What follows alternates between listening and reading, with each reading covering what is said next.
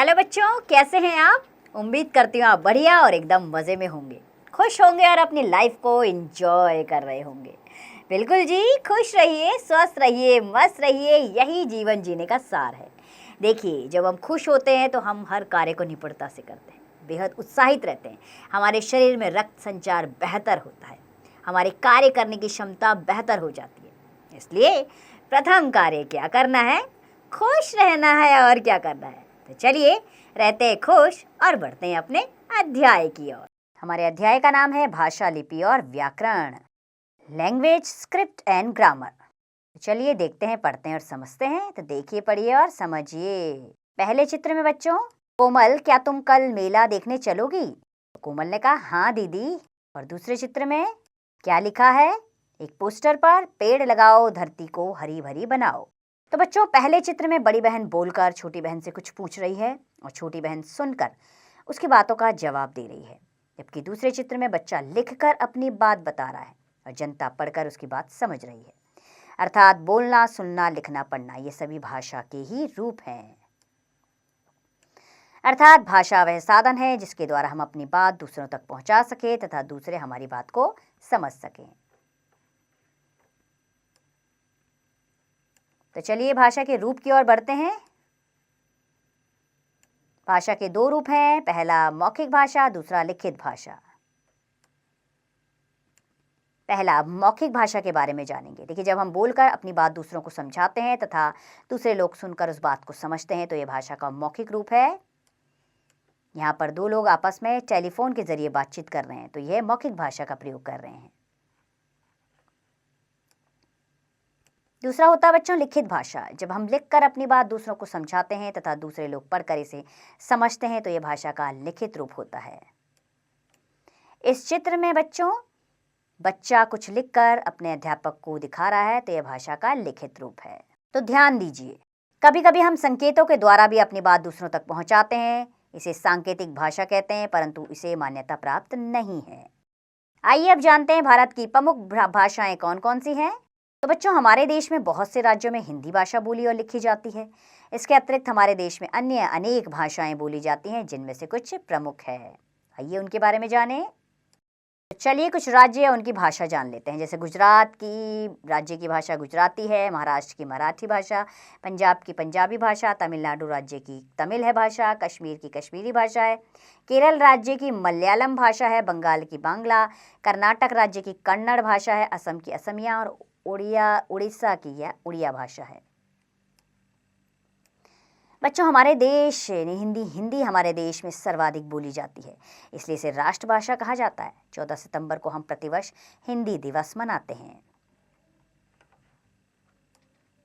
आइए जानें लिपि किसे कहते हैं। तो भाषा अलग अलग रूपों में बोली जाती है, अतः इसको लिखने के लिए अलग अलग ध्वनि चिन्हों का प्रयोग किया जाता है। इन्हीं ध्वनि चिन्हों को लिपि कहते हैं। ध्वनि चिन्हों को लिखने की विधि अथवा ढंग को लिपि कहा जाता है। सभी भाषाओं को लिखने के लिए विभिन्न लिपियों की रचना की गई है। प्रत्येक भाषा की अपनी एक निश्चित लिपि होती है, जैसे कि बच्चों, हिंदी, संस्कृत, मराठी की देवनागरी लिपि है, पंजाबी की गुरुमुखी, उर्दू की फारसी लिपि और अंग्रेजी की रोमन लिपि है। चलिए अब समझ लेते हैं व्याकरण क्या है। किसी भी भाषा को शुद्ध रूप से बोलने, लिखने, पढ़ने और समझने के लिए उसके नियमों को जानना व्याकरण ही है। जैसे कि अशुद्ध वाक्य हैं कुछ और कुछ शुद्ध वाक्य हैं। जैसे कि रीता स्कूल जा रहा है, ये अशुद्ध वाक्य है। रीता स्कूल जा रही है, ये शुद्ध वाक्य है। बच्चा दौड़ते हैं, अशुद्ध वाक्य। बच्चे दौड़ते हैं, ये शुद्ध वाक्य है। वृक्ष पर पत्ते गिरे, ये अशुद्ध है। वृक्ष से पत्ते गिरे, ये शुद्ध वाक्य है। तो इस प्रकार हम कह सकते हैं व्याकरण भाषा को सही ढंग से बोलने, लिखने में पढ़ने के नियमों का ज्ञान कराता है।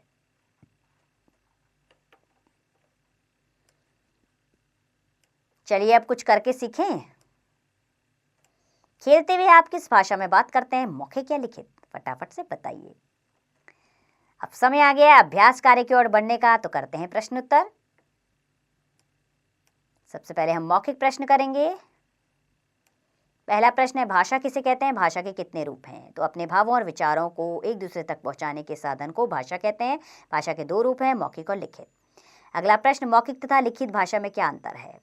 मौखिक भाषा बोलकर व्यक्त की जाती है और लिखित भाषा लिखकर व्यक्त की जाती है। व्याकरण की परिभाषा दीजिए। किसी भी भाषा के शुद्ध रूप की जानकारी प्राप्त करने के लिए उसके व्याकरण की आवश्यकता होती है, यानी कि व्याकरण भाषा के शुद्ध रूप की हमें जानकारी देता है। अंग्रेजी किस लिपि में लिखी जाती है? अंग्रेजी रोमन लिपि में लिखी जाती है। चलिए लिखित प्रश्नों की ओर बढ़ते हैं। सबसे पहला प्रश्न, सही विकल्प चुनकर सही का निशान लगाइए। भाषा के कितने रूप हैं? 2, 3, 4। तो विकल्प है 2 सही।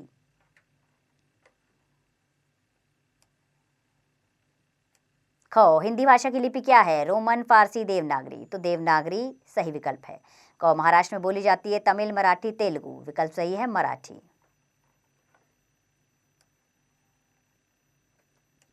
दूसरा प्रश्न, भाषा के सही रूप पर सही का निशान लगाइए।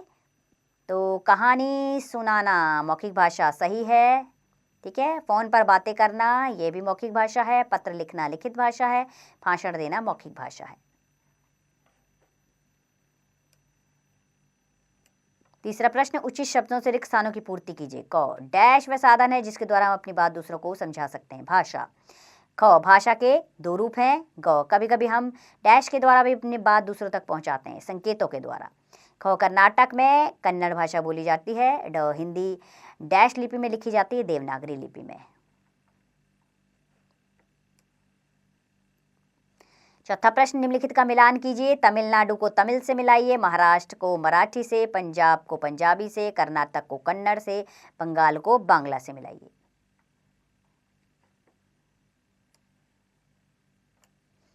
पांचवा प्रश्न, निम्नलिखित अशुद्ध वाक्यों को शुद्ध करके पुनः लिखिए। बच्चे दौड़ता है, बच्चे दौड़ते हैं। बच्चे छत में खेल रहे हैं, तो बच्चे छत पर खेल रहे हैं। लड़का खा रही है, लड़का खा रहा है। आरती नाच रहा है, आरती नाच रही है। मेरी माताजी बाजार गया, मेरी माताजी बाजार गई हैं।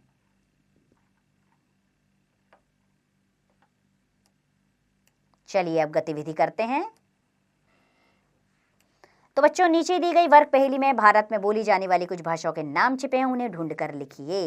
तो कौन कौन सी भाषा भारत में बोली जाती है वो आपने यहाँ पर से ढूंढना है। जैसे कि पंजाबी, हिंदी, तमिल, मलयालम, मराठी, तेलुगु, कई सारी भाषाएं हैं। अब भाषा और उसके रूपों पर आधारित एक आकर्षक एवं सुंदर रेखा चित्र बनाइए। अब यहाँ पर चित्र बनाना है आपने, जिसमें भाषा और उसके रूपों की जानकारी आपने यहाँ पर देनी है। तो बच्चों, मुझे पूरी उम्मीद है कि व्याकरण का ये अध्याय आपको अच्छे से समझ में आया होगा। देखिए, व्याकरण में दक्षता प्राप्त करनी है तो इसके लिए आपको अभ्यास ज़रूर करना होगा। अगर उच्चारण गलत होगा तो लेखन में भी अशुद्धियाँ आएंगी, यानी कि आपका लेखन, आपके लिखने की क्षमता वो भी गलत हो जाएगी। इसलिए व्याकरण के लिए आपको अभ्यास की आवश्यकता है। तो मैं पूरी उम्मीद करती हूँ कि आप बार बार अभ्यास करेंगे और व्याकरण में दक्ष बने।